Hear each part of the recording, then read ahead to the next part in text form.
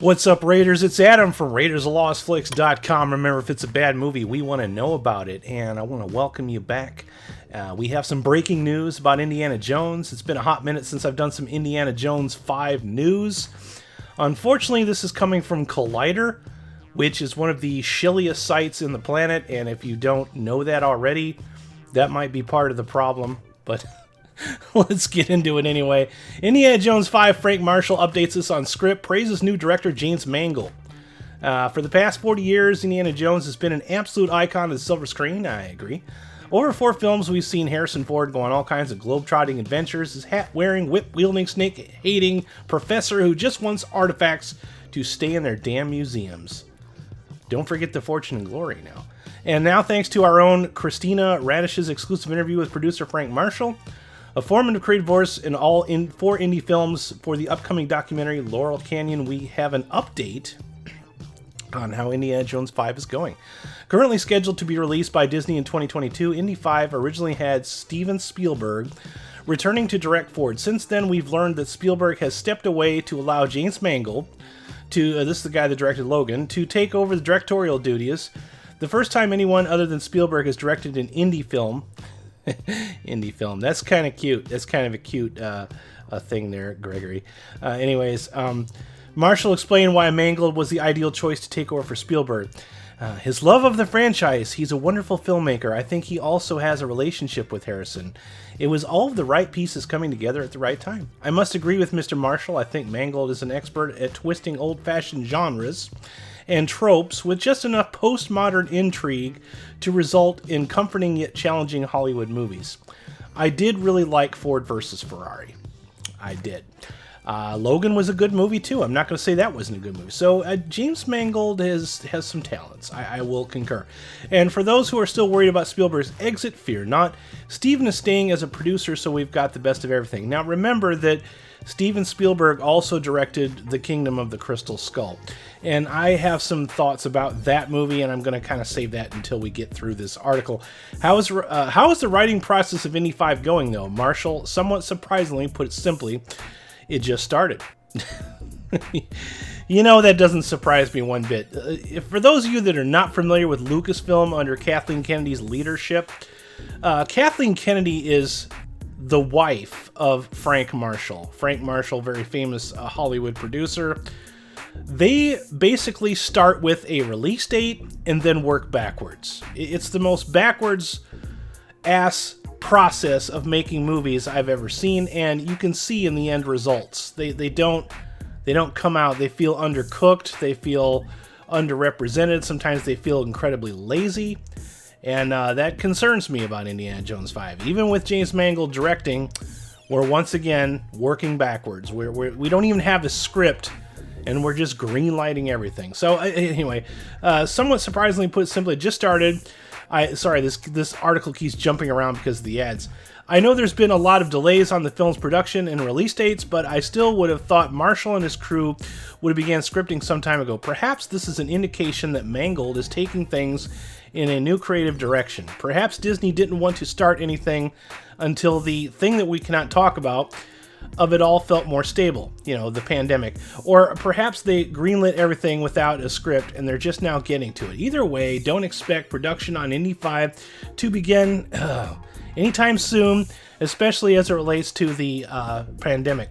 The number one thing, obviously, is the safety of everybody, the cast, crew, and all of us.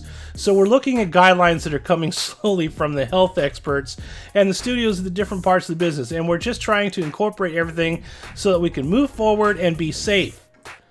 This is damage control, ladies and gentlemen. You got to learn how to read between the lines. When you've been alive as long as I have, and you've heard all of these articles and you've worked in the industry, you can tell when the spin doctoring is in place. And that's exactly what this is. This is damage control. It's going to obviously slow things down, so we're trying to adjust. You won't see a lot of big crowd scenes, for example, for a while. There won't be any more craft service, so maybe that'll be good for people and keeping more fit. It's a moving target right now. There's a lot of people working on the solutions to be able to work and be safe. How many times did you say be safe in the same paragraph? Yowza. Also, this is some stuff right here. Talk about he's working on the Bourne identity, legacy, blah blah blah. We don't care to read about that, but this is troublesome for me because as much as I love Indiana Jones, obviously you can tell by the costume in the window here. I've reproduced an entire Indiana Jones costume to wear when I review movies. It's part of my new approach to making content on the channel, and I enjoy doing it. I used to cosplay when I was a lot thinner, and developing a costume for a chubby fellow was another thing, but we're not going to get into that. But I like James Mangold. Harrison Ford is a person that has been incredibly lucky over the years. He's not the most terrific actor. He's just managed to be in parts that suit him perfectly. And the Indiana Jones movies, whether people want to admit it or not, they were based on the old 1940s and 30s serials. That they used to play these short movies before the movie started, because movies weren't really that long back then. And most movies were like maybe an hour and 15 minutes, like older movies. So they would play a short movie before the movie. And then once movies started becoming longer, the serials kind of went away. Also, TV replaced the serials. There was no longer need for it. But the serials would, it'd be a short movie and it would end on a cliffhanger, and then you'd come back the next week to see how it played out. And Indiana Jones was based on those. So was Star Wars. Lucas had an affinity for those things, and he wanted to make modern versions of those. But people didn't necessarily connect with those. They connected with the characters and the special effects and the music and the way everything blended together. That's what people like about the movies. They don't like them because they're throwbacks to a bygone era. So Indiana Jones has had trouble finding relevancy in the new world, and also I said I was going to talk about this. I believe that Kingdom of the Crystal Skull, the reason it turned out as bad as it did is because George Lucas and Steven Spielberg were very well established in the Hollywood. They had a lot of money, and they got incredibly lazy with how they approached films. They started doing a lot of, we got all this digital technology, and we'll fix it in post, and we'll do this. And I don't think that they were as ambitious by the time that Crystal Skull came out as they were, say, The Last Crusade. The Last Crusade was a fantastic movie. It probably should have ended with The Last Crusade, but money has to be made, and everybody, the band wanted to get back together. We welcomed it. It turned out the way it did. I think there's moments in Crystal Skull that are good, but as a whole, it's definitely the weakest of the films. It's you can't love it, and that makes me very concerned about this one. And my biggest concern is that Harrison Ford, he's getting up there in age, man. I would like to see this series continue, but only if it's going to give us similar movies that we used to have. And this is one of those cases of you can't always go back. It's everybody's always trying to recreate the past, especially Hollywood, because they're just completely out of ideas. And I would like to let a younger person come in and take over the role if they want to give this the James Bond approach, because originally that was how this got started. They wanted to make a James Bond movie. Steven Spielberg wanted to make a James Bond movie, and George Lucas said, I got an idea for something else. I got something better. And they started working on this right away, and they did it for fun. They weren't really, they wanted to give it a very light approach to it. They didn't want to overdo it. They wanted to make a fun movie, and of course Raiders Lost Ark is one of the best movies ever made. At least I think so. It's definitely one of my top 10 favorites of all time. I've seen it a million times. I never get tired of it. But subsequent sequels, it is what it is.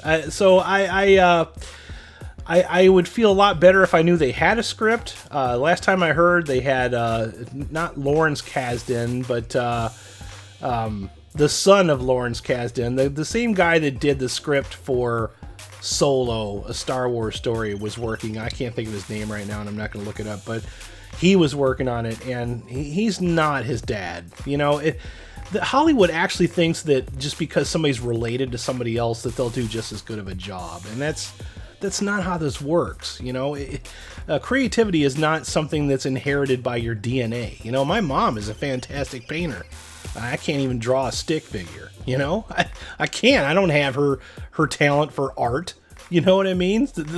What I'm doing here with this YouTube thing, this is my art. This is as good as it gets from me. You know, it's not a DNA thing. But I don't know. I think I've rambled enough. But yeah, I have very mixed feelings on Indiana Jones 5. I wish I could be more excited, but I'm not. This is where it's at. You know, the other thing I'm concerned about too is Frank Marshall being related to one of the Horsemen of the Apocalypse. You know, Kathleen Kennedy over Lucasfilm has done more damage than you can possibly imagine. And if you can't acknowledge that, then, you know, maybe you need to dig a little deeper. I mean, you know, The Last Jedi happened under her watch. Solo happened under her watch. And those were movies that did more damage to that brand, that unsinkable franchise, than you could possibly imagine. And those are things that she's ultimately responsible for, because those happened under her watch. And, you know, she's more determined to get her feminine points out there than to give fans something that they want, you know. And when people didn't show up for, you know, Solo, a Star Wars story, she punished everybody by saying, okay, well, no more Star Wars stories. We're going to cancel all of those, but we're still going to go ahead with, you know, The Rise of Skywalker, or making TV shows for the Disney Plus that are, you know, female-centric, set in a different world, you know. I don't know how much... I have a feeling that Kathleen Kennedy would secretly like to destroy this franchise as well, and I can't not think that. But I am happy that it is James Mangold, and I would feel a lot better if a script was made. But that's not really much of an update other than, oh, well, it's being worked on. We're taking care of it. Checks in the mail, people. I don't know. What do you guys think about this? Leave me comments down below. For all the new subscribers, thank you very much for subscribing to my channel. It means a lot to me. Make sure you check me out tonight on this channel, Loitering in Wonderland podcast. What we do is we record live. That'll be 10 p.m. Eastern Standard Time.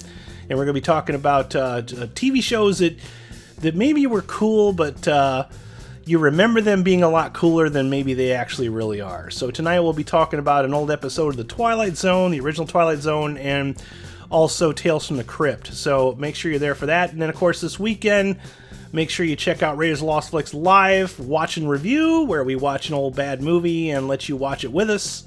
And we also let you score the movie as well. So make sure you check that out. You guys have yourselves a fantastic day. And this is Adam. You guys have a wonderful one. Remember, every time you don't subscribe, God kills a kitten. Thanks for watching this video. I hope you found it somewhat entertaining. Please remember to depress that like button and subscribe to my channel for more content. Make sure you hit that bell icon so you'll be the first to know when new content is published. Please visit raidersofthelostflicks.com for more hilarious entertainment and links to all of our social media platforms. Also, consider supporting us on Patreon.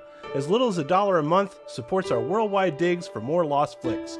Thank you, and have a groovy day.